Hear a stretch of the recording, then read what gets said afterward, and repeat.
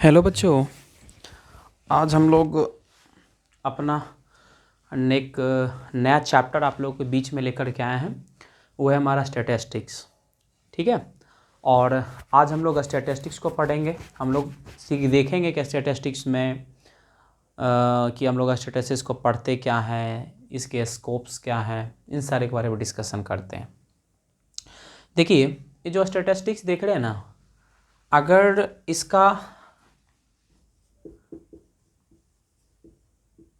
Statistics देखिए, statistics का एक मतलब होता है आपका डेटा और दूसरा उसका होता है सब्जेक्ट। अगर स्टैटिस्टिक्स का सिंगुलर फॉर्म अगर देखते हैं तो ये सब्जेक्ट को डिनोट करता है। अगर इसका प्लूरल फॉर्म को देखते हैं तो ये क्या बताता है? स्टैटिस्टिक्स डेटा को रिप्रेजेंट करता है। किसको रिप्रेजेंट करता है बेटा? डेटा को रिप्रेजेंट करता है। समझ रहे मेरी बात को? तो हम लोग यहाँ पर स्टैटिस्टिक्स का प्लूरल फॉर्म को ही पढ़ेंगे, डेटा को। और आप सब लोग जानते हैं डेटा क्या होता है। डेटा हमारे पास में ना एक इंफॉर्मेशन होता है, एक प्रकार का इंफॉर्मेशन होता है जो कि हमें न्यूमेरिकल फिगर में दिया हुआ होता है। अगर आपसे कोई पूछेगा कि व्हाट इज डेटा, डेटा क्या बताइएगा? An information which is given in numerical figure। Data क्या होता है? एक इंफॉर्मेशन होता है जो कि हमें न्यूमेरिकल फिगर में दिया हुआ होता है। अब आइए हम लोग पढ़ते हैं स्टैटिस्टिक्स। स्टैटिस्टिक्स क्या है? तो जनरली स्टैटिस्टिक्स एक ब्रांच है मैथमेटिक्स का, या एक ब्रांच आप कह सकते हैं हमारे साइंस का है, जिसमें हम लोग डेटा को इंटरप्रिटेट करते हैं, डेटा को हम लोग एनालाइज करते हैं, है ना, डेटा का एनालिसिस करते हैं। हम लोग स्टैटिस्टिक्स में यही करते हैं। और मूल रूप से जो स्टैटिस्टिक्स जो होता है ना, ये आपका सेंट्रल टेंडेंसी को मेजर करता है। सेंट्रल टेंडेंसी को मेजर करता है। अब देखिए सेंट्रल टेंडेंसी क्या है। तो सेंट्रल टेंडेंसी क्या है, हालांकि इसको आप क्लास 11th में जब जाइएगा तो और भी अच्छे तरीके से पढ़िएगा। मैं वर्बली सेंट्रल टेंडेंसी को समझाने का प्रयास करता हूँ। जैसे मान लो कि मुझे एक जूता बनाने की कंपनी है और मैं स्कूल स्टूडेंट के लिए शूज बनाने का काम करता हूँ। चूँकि हम उस कंपनी के ऑनर हैं, तो हम जो प्रोजेक्ट में निवेश करेंगे तो हम तो यही चाहेंगे ना कि जो भी प्रोडक्ट का हम लोग मैन्युफैक्चरिंग करेंगे, मैक्सिमम टू मैक्सिमम जो हमारा प्रोडक्ट है वो हमारा मार्केट में क्या हो जाए? सेल हो जाए। अब हमारे पास में सवाल यह आता है कि किस साइज़ का जूता बनाएंगे, क्योंकि अगर कस्टमर हमारा जूता फिट आएगा तभी तो कस्टमर हमारे प्रोडक्ट को परचेज करेगा। तो किस साइज़ का जूता बनाएंगे? सिर्फ कंपनी खोल लेने से कंपनी नहीं चल जाती है। तो हम लोग क्या कर रहे हैं, हम लोग अपने जो भी हमारे एम्प्लॉई होते हैं, हम लोग एम्प्लॉई को डिफरेंट स्कूल्स में भेजते हैं, वहाँ से डेटा को इकट्ठा करने के लिए। ठीक है ना। तो मेरा एम्प्लॉई गया, बोला कि चलो क्लास 9th का स्टूडेंट है, तो वो लड़के जो हैं वो 8 नंबर का शूज़ को पहनते हैं, लड़कियां जो है 6 नंबर का शूज़ को पहनती है। क्लास 7 का बच्चा जो है पहन रहा है आपका 6 नंबर का, लड़कियां 4 नंबर 5 नंबर में पहन रही है शूज़ को। ठीक है ना। तो ये हमारे पास में क्या हुआ, वहाँ से डेटा इकट्ठा करता है, और डेटा इकट्ठा करने के बाद से वो डेटा हमारे पास में ला करके देता है।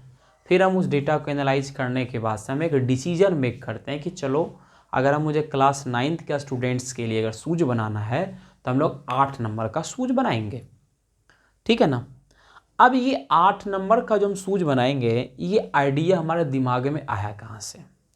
तो इस 8 नंबर को शूज को ही निकालने के लिए हमारे पास में 3 पैरामीटर्स होते हैं, और इन 3 पैरामीटर्स को हम लोग कहते हैं मीन, मीडियन और मोड। ठीक है ना। तो हम लोग सेंट्रल टेंडेंसी को मेजर करने का 3 पैरामीटर्स हुआ। कौन कौन हो गया? मीन, मीडियन और मोड।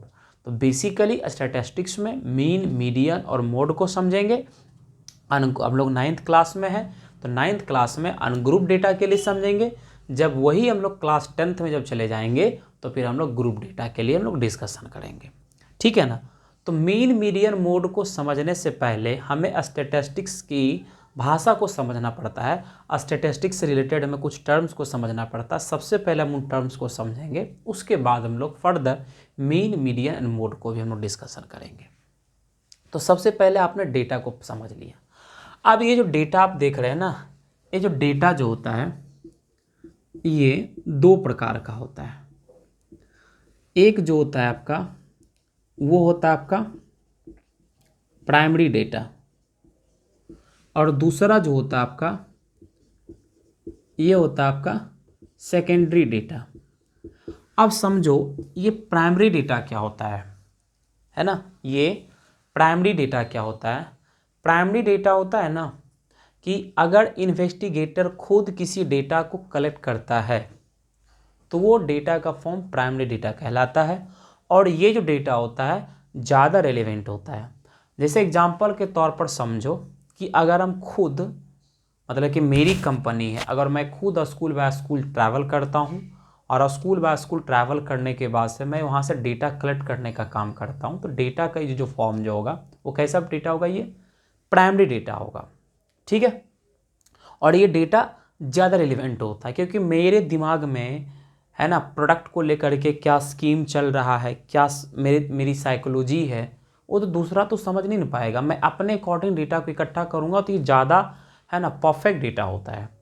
और जो सेकेंडरी डेटा जो होता है, सेकेंडरी डेटा होता है ना कि डेटा को है ना, मतलब कि हमारा एम्प्लॉय जो जाकर के डेटा जो कलेक्ट करके लाया। अभी जस्ट मैंने जो फैक्ट्री वाला एग्जांपल दिया था कि मेरे एम्प्लॉय गए डिफरेंट स्कूल्स में और वहाँ से क्या काम किए कि डेटा को कलेक्ट करके लाएं। तो वो जो हमारा एम्प्लॉय जो डेटा कलेक्ट करके लाया, वो डेटा का जो फॉर्म होता है उसको हम लोग क्या कहते हैं? सेकेंडरी फॉर्म ऑफ डेटा कहते हैं। क्या कहते हैं हम लोग उसको?